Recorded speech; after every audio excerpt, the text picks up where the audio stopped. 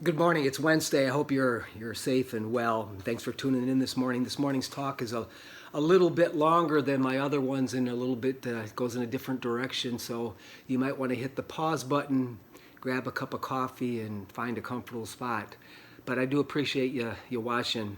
A couple of days ago in my morning chat, I mentioned that I thought that although this is a terribly sad time for many people are really suffering.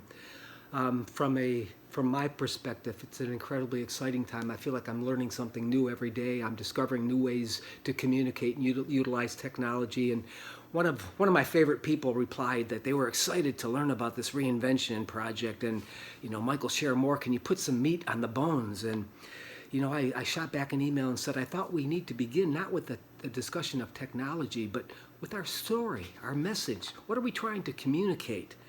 And it's not just about utilizing technology. It's about a new message, I believe. In 1440, Gutenberg invented the printing press. But imagine if that new technology had only been used to publish trashy romance novels.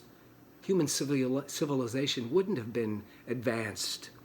So technology is an exciting tool, but it's only a tool, and it certainly makes things more convenient. But we have higher aspirations than mere convenience, don't we? There's nothing convenient about loving my nasty uncle or my neighbor who doesn't take care of his house.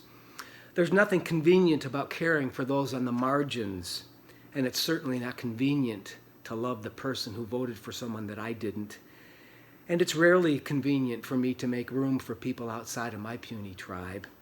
But the church should be one of those institutions that from time to time is making us feel uncomfortable, not because we're sinners or wretched or flawed, not worthy, but because we have so much. Life has slathered us with so many gifts. And so we need to ask ourselves, what will we do with this one wild and precious life we've been given? And a question that fascinates me is, what are we trying to craft with these new tools that we're now utilizing? And I start with what I believe is a fatally flawed idea that the very foundation of the church is built on. Christian theology has for almost 2,000 years assumed that once the world existed in a pure, pristine, perfect condition, all was well. There's not a shred, not an iota of truth behind that. The world is still evolving. It never was, and it probably never will be perfect. And the second fatally flawed idea is that the world is in the shape it is today because of that original couple's sin. Again, just blatantly, patently false. Homo sapiens evolved over millions of years. There never was a sinless, perfect couple. And so that invites us, it begs us to reevaluate Jesus. If we didn't fall from grace, Jesus didn't need to die to get God to forgive us.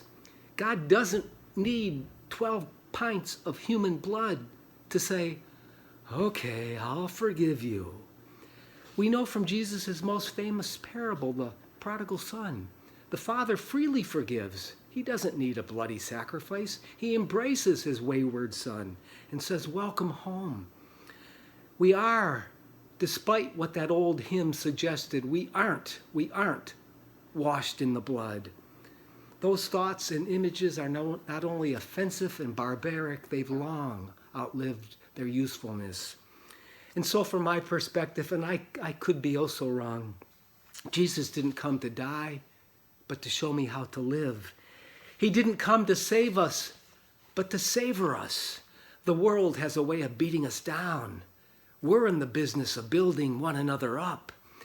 And if we take seriously his radical idea of loving everyone, the world would be in a little better place than it is today.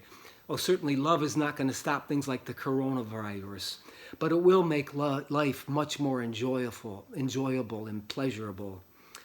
And the second issue is people's perception of the church, especially young adults. When they're asked, they almost unanimously say the church is homophobic, it's anti-science, it's anti-environment.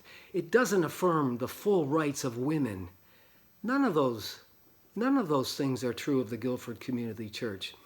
We embrace and affirm without condition or qualification our LGBTQ plus brothers and sisters. We affirm the vital and critical role of science in our understanding of life and the universe. We care deeply, passionately about the environment and being good stewards. That's why we've begun our clean energy project and just invested almost $30,000 in high energy efficient lighting that allows us to lessen the impact of our footprint. And our present church council and our most recent past church council, Sue Allen and Jessica Fleck, both women. Certainly we've got a lot of work to do, but there's no better time to start thinking about these things than right now. The church is at its best when it's a verb, not a noun. We should be about the business of human flourishing, about breaking down barriers and building bridges. Our aim is never to assure people a place in heaven, but to make earth a little bit more heavenly. Heaven, after all, isn't a place but an idea.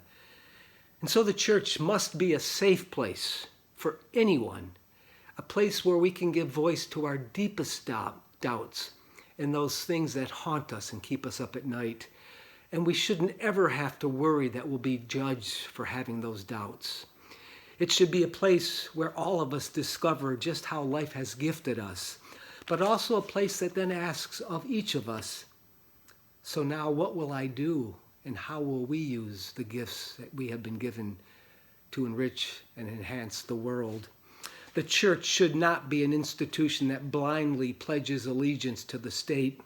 Our loyalty is to something much larger. And we know like never before that we're all connected. We're all in this together. What happens in China affects all of us.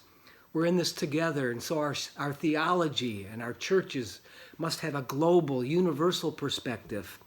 And I don't want the church to be a place that suggests that public schools should be teaching children about God or creation or prayer, any more than I want the church to teach children about quantum mechanics and astrophysics. The country isn't in the shape it's in today because God was kicked out of the classroom. That's utter nonsense. God is the very energy that makes life possible, and if that God can be kicked out of a classroom, then you need a bigger understanding of God. And the church must address the tangible physical issues that confront its community.